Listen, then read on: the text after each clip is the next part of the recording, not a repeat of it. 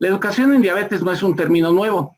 Desde hace muchos años se refiere a la capacidad de las personas con diabetes para participar en su tratamiento de manera activa. El reto de la educación en diabetes sigue siendo reconocer cuáles son los modelos o los programas de educación en diabetes que se ofrecen y que realmente cubren las necesidades de las personas que tienen diabetes.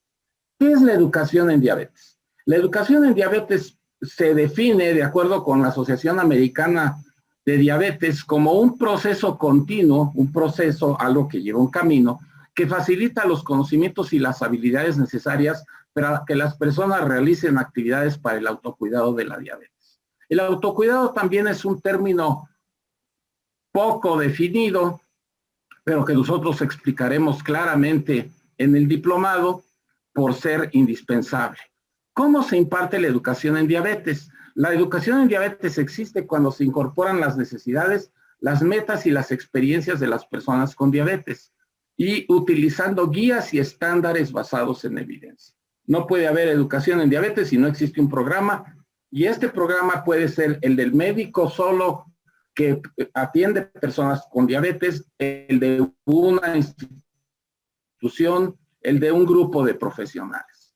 ¿Cuáles son los objetivos de la educación en diabetes? La educación en diabetes tiene como objetivo construir el logro en la persona con diabetes. El logro se refiere a los números que las personas con diabetes nos presentan en el consultorio y que son el resultado del trabajo o del no trabajo cotidiano de semanas o meses, reflejado en una hemoglobina glucosilada, en el peso, en la presión arterial o en el perfil de lípidos.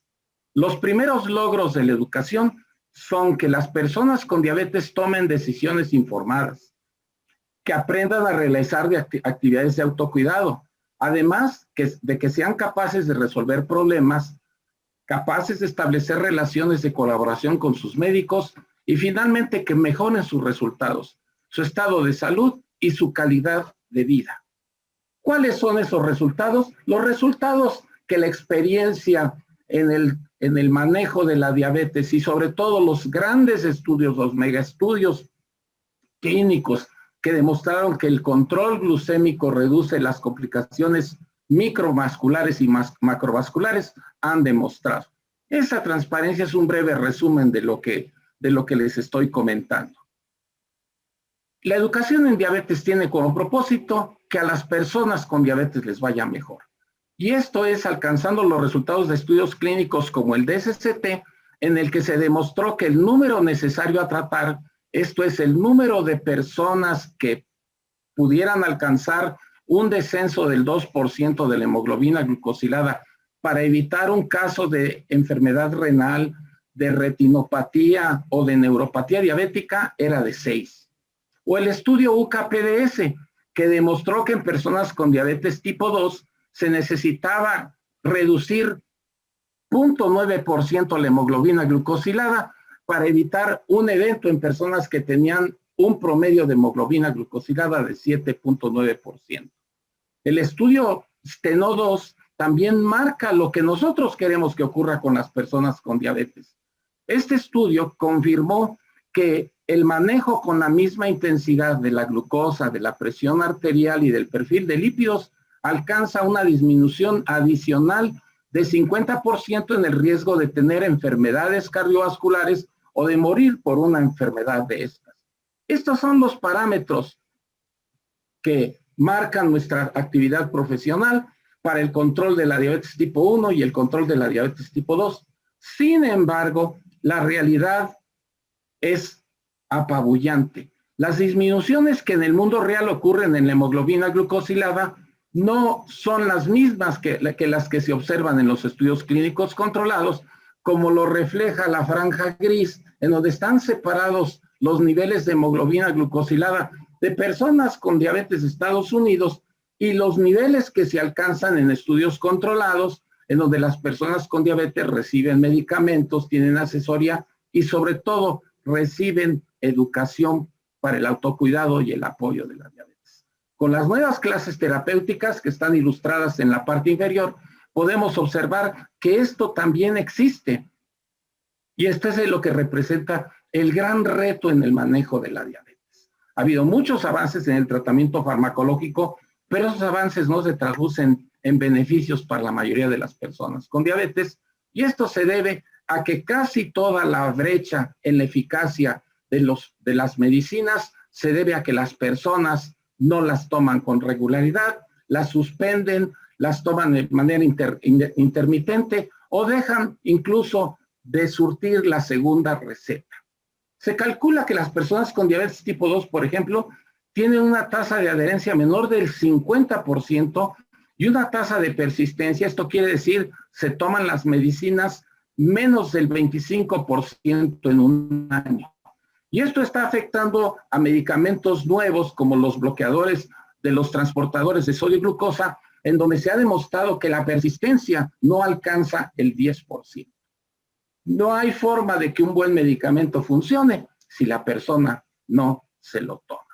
Esta transparencia es la ilustración, la gráfica de un estudio clásico, en donde el doctor Jean Pirat presentó la experiencia en el manejo en la atención de 4,400 personas con diabetes que atendió de 1947 a 1973 en su práctica privada en Bélgica. Lo que ustedes pueden ver a la derecha es una especie de embudo en donde aparecen en los primeros años el número de personas que él atendió y la forma en la que el embudo se fue haciendo cada vez más delgado hasta que después de más de 30 años, él solamente tenía 4 personas con diabetes en seguimiento. Esta es nuestra realidad, la realidad de que en muchas ocasiones, a pesar de todo el esfuerzo que invertimos, las personas con diabetes dejan de asistir, dejan de tomarse las medicinas, se dan por vencidas. Y es muy fácil para muchos médicos caer en el reduccionismo de pensar que no hay nada más que hacer y que esto pues finalmente va a representar un castigo para las personas que se dejan de atender o que se dejan de tratar. La educación en pares se ha convertido en un recurso formidable y los educadores pares cumplen estas 5 funciones que espero que comprendamos que son muy importantes. La primera de ellas es estar allí y compartir experiencias. El educador par es una persona que está disponible todo el tiempo. La segunda característica del educador par es ayudar a las personas en la atención cotidiana. La tercera función es ofrecer apoyo social y emocional. La cuarta función es vincular a la persona a los recursos clínicos y con los que cuenta la comunidad. Y la quinta función es el apoyo continuo. La educación por pares es un proyecto muy grande dirigido por otro querido amigo, por Edwin Fisher, de la Universidad de Carolina del Norte, y es un programa que ante los nuevos tiempos que ha dictado la pandemia se ha fortalecido mucho porque mucha gente ha tenido miedo de ir a ver a un doctor, de acudir a un hospital o de acudir a una clínica. La educación por pares es una herramienta formidable que necesitamos conocer en todo su marco estructural, en sus procesos y con todas las ventajas que ofrece.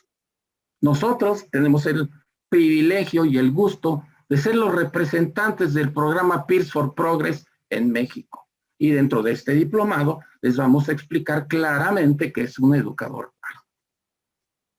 El educador en diabetes entonces está en diferentes peldaños dentro de una pirámide que fue planteada por Donna Tomke en una reunión que hicimos con la Universidad Iberoamericana en el 2011 y que posteriormente salió publicada en Clinical Therapy. Hay 5 niveles en los que una persona puede ser educador en diabetes. La primera de ellas, el nivel 1, es si no es profesional de la salud.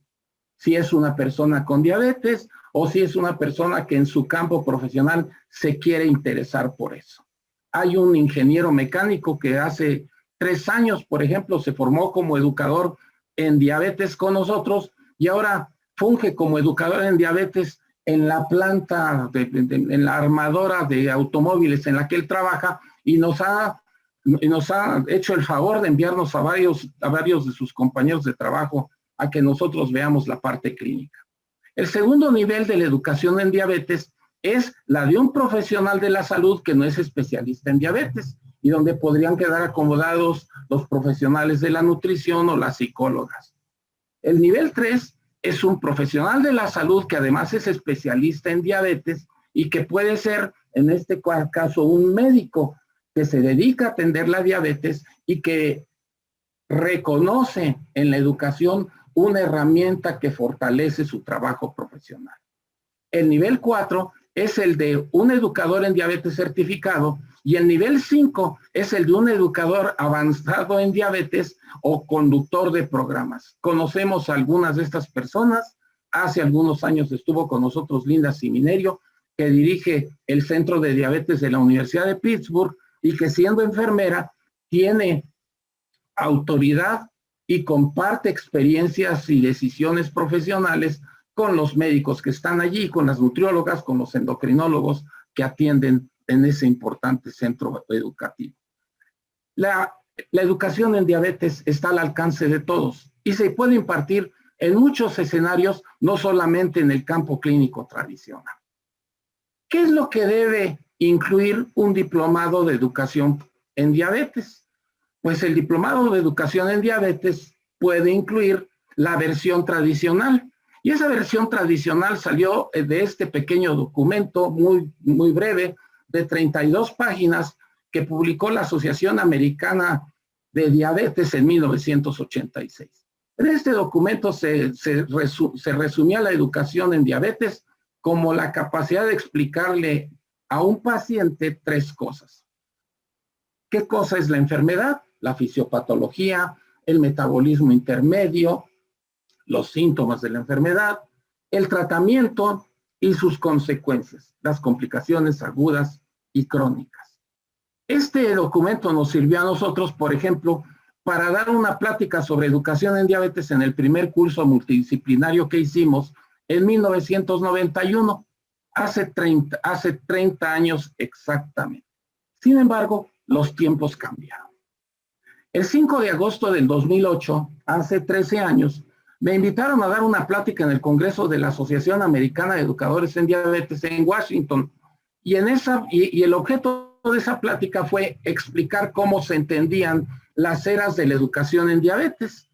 Estas eras de la educación en diabetes parten de paradigmas, de verdades que son válidas de manera temporal. El primer paradigma fue considerar que solamente los médicos podían impartir educación en diabetes. Sin embargo, la evidencia demostró que cuando era pedagógica y científica, cuando se pretendía enseñarles a las personas con diabetes, a obligarlas a que hicieran cosas, a aceptar o a obedecer órdenes, los resultados eran muy malos. Este paradigma sigue funcionando y sigue siendo el paradigma de algunos programas de educación.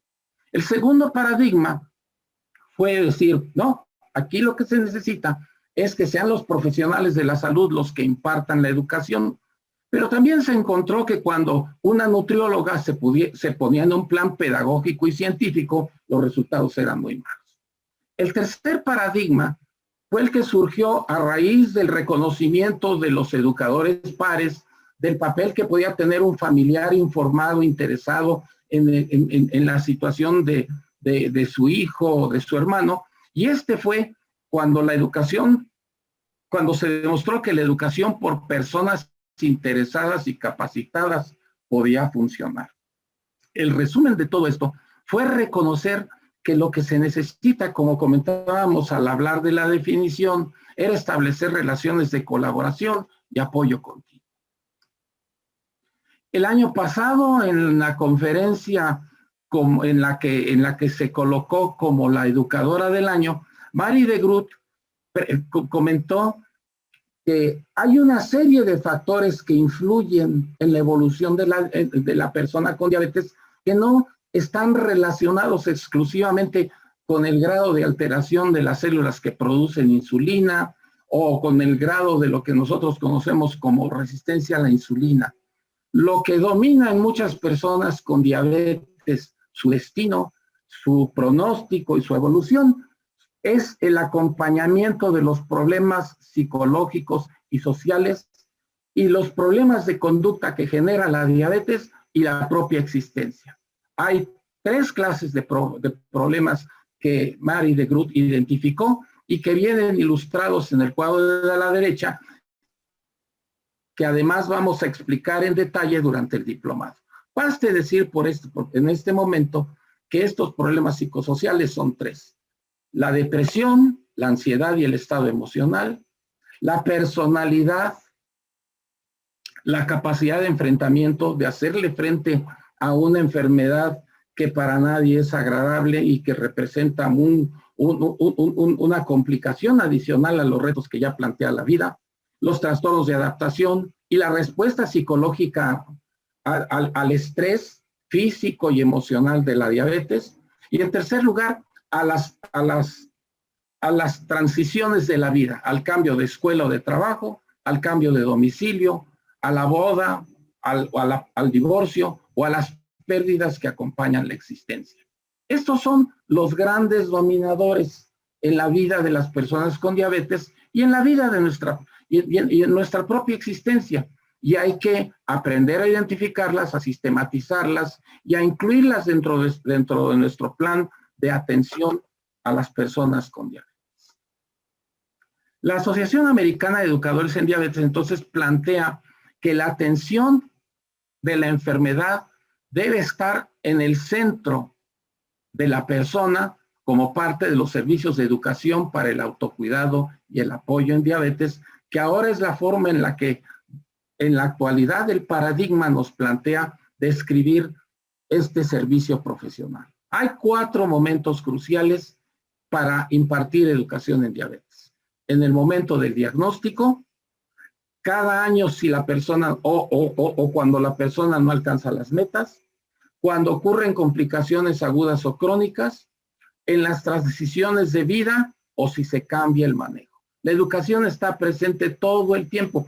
Sin embargo, aunque esto está reconocido y ya hay amplia evidencia de sus beneficios, la educación sigue siendo una innovación disruptiva de la que disfrutan de manera sistemática muy pocas personas en el mundo. En la auditoría de diabetes de Inglaterra, por ejemplo, se demostró que el 5% de las personas con diabetes en un país que tiene un extenso programa educativo reciben educación estructurada para la diabetes. ¿Nosotros quiénes somos entonces para hablar de educación en diabetes? Nosotros somos una organización que se metió al campo de la diabetes hace 31 años y que tuvo un gran impulso con por la oportunidad, la bendición de conocer a Don Swiler. Don Swiler fue un endocrinólogo pediatra que tuvo la visión de entender que las clases tradicionales, que los regaños, que las órdenes médicas no eran suficientes. Fundó el Centro Internacional de Diabetes de Minneapolis y publicó varios artículos cortos pero muy sustanciosos en su vida, y en uno de ellos dijo que habiendo muchas guías para los médicos y muy pocas guías para los pacientes, el gran adelanto en el manejo de la enfermedad era incluir a las personas con diabetes. El gran recurso pendiente, nuestra gran herramienta, el elemento más importante del éxito es incluir a los pacientes. El concepto del educador en diabetes ha evolucionado mucho desde que nosotros utilizamos la primera guía que elaboró la Asociación Americana en Diabetes para explicar que las personas con diabetes tenían que entender que la enfermedad, el tratamiento y sus consecuencias.